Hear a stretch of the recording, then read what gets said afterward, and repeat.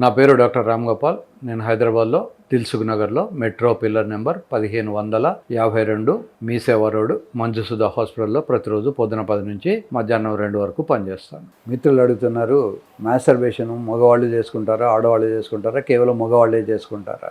Masturbation అనేది మగవాళ్ళు చేసుకుంటారు, ఆడపిల్లలు చేసుకుంటారు, అందరూ చేసుకోవచ్చు. దానివల్ల పెద్ద నష్టమేం లేదు. ఏ మాస్టర్బేషన్ వల్లనైతే ఫ్రీక్వెంట్గా రొటీన్ వర్క్ డిస్టర్బ్ అయిపోయి అదొక పిచ్చిలాగా లేచి 24 గంటలు అదే ఆలోచనలో ఎప్పుడూ మాస్టర్బేట్ చేస్తూ అలసిపోతూ మాస్టర్బేట్ చేస్తూ చదువు సంధ్య లేకుండా ఉన్నవాళ్ళు మాత్రమే అది తప్పు. బట్ అప్పుడో ఇప్పుడో మాస్టర్బేట్ చేయడం వల్ల ఎట్లాంటి నష్టం ఉండదు. చాలామంది అనుకుంటారు, చిన్నప్పుడు మేము మాస్టర్బేట్ చేసాం కనుక ఇప్పుడు మాకు మొగతనం లేదని. నిజానికి అలా ఏమి ఉండదు. ఈ మాస్టర్బేషన్ అనేది ఒక సిమిలర్ ఎగ్జాంపుల్ చెప్తాను చూడండి. ఎప్పుడైనా గేదెకు దూడ చనిపోతే వాడు ఒక ప్లాస్టిక్ బొమ్మ పెట్టి పాలు పెడతాడు.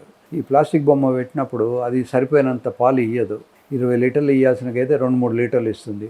2-3 సంవత్సరాలు ఇవ్వాల్సిన గేదె 1 or 2 months ఇచ్చేసి ఆపేస్తుంది. ఎందుకు ఇలా అవుతుంది అంటే మదర్ గేదెకు దూడ నుంచి రావాల్సినటువంటి స్టిమ్యులస్ రావట్లేదు. సో మాస్టర్బేషన్లో కూడా మీకు మీ పార్ట్నర్ నుంచి రావాల్సినటువంటి స్టిమ్యులస్ రావట్లేదు. అమ్మాయి మెచ్చుకోవడం కానీ, తర్వాత అమ్మాయి టచ్ చేసినప్పుడు వచ్చే ప్లెజర్ కానీ ఇవేవి ఉండవు కనుక అదొక మొనాటనీ, ఒక బోర్ కొట్టడం స్టార్ట్ అవుతుంది. కనుక మాస్టర్బేషన్ వల్ల బోర్డమ్ వస్తుంది కానీ పెద్దగా ఫిజికల్గా నష్టమేమీ ఉండదు. మీరు అమ్మాయితో చేసినా, మాస్టర్బేట్ చేసినా, జంతువులతో చేసినా శరీరంలో వచ్చే మార్పులు సమానమే.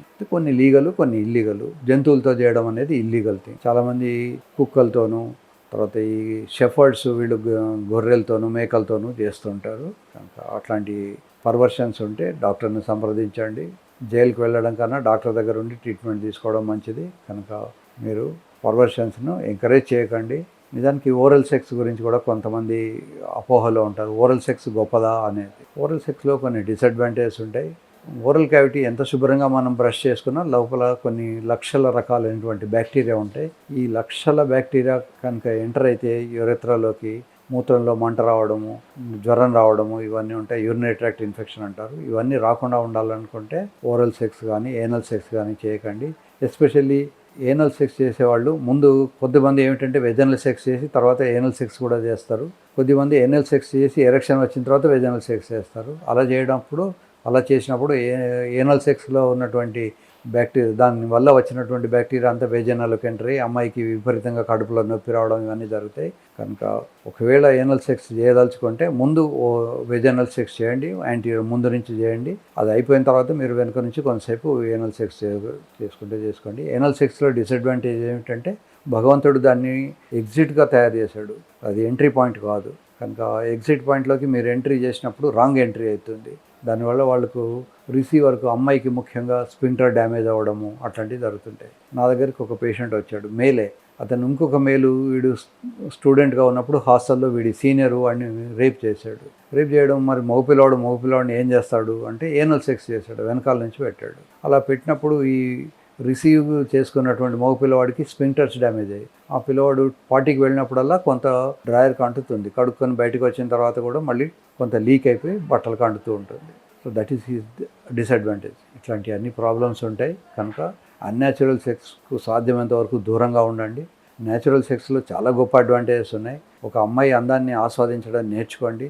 లైలా కో దేఖ్నే కే లియే మజ్నూ కా ఆంఖో హోనా అంటారు. ప్రతి అమ్మాయి భగవంతుడి దృష్టిలో అందంగానే ఉంటారు. భగవంతుడు తయారు చేసిన ప్రతి వస్తువు అందంగానే ఉంటుంది. పొట్లకాయకు పొడవుగా సన్నగా ఉన్నటువంటి పొట్లకాయకు డిమాండ్ ఉంటుంది, లావుగా గుండ్రగా ఉన్నటువంటి గుమ్మడికాయకు డిమాండ్ ఉంటుంది. ఆఖరికి మనం ఎందుకు పనికి రావనుకున్నటువంటి ముళ్ళ చెట్లకు కూడా డిమాండ్ ఉంటుంది. ముళ్ళ చెట్లతో ఫెన్సింగ్ వేస్తారు, బయాలజికల్ ఫెన్సింగ్ అంటారు. బ్రహ్మదేవుడు అని ఒక చెట్టు ఉంటుంది. ఆ చెట్టుకు ఇలా చేయిలాగా ఉండి అన్ని ముళ్ళు ఉంటాయి.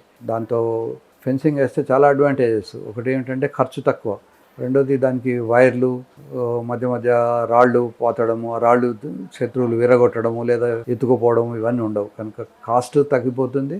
తర్వాత పర్మనెంట్గా ఉంటుంది. వర్షం పడ్డప్పుడల్లా మళ్ళీ అవి కొత్త చెట్లు వచ్చేసి స్ప్రెడ్ అవుతూ ఉంటుంది. ఎండాకాలంలో అవి కొంచెం లోపలికి వెళ్ళినా కూడా. కనుక బయాలజికల్ ఫెన్సింగ్ కూడా ముళ్ళు వాడతాం.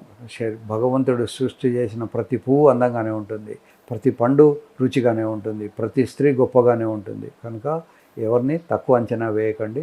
అందరిని చూడడం నేర్చుకోండి. దాన్ని ఈస్థెటిక్ సెన్స్ అంటారు.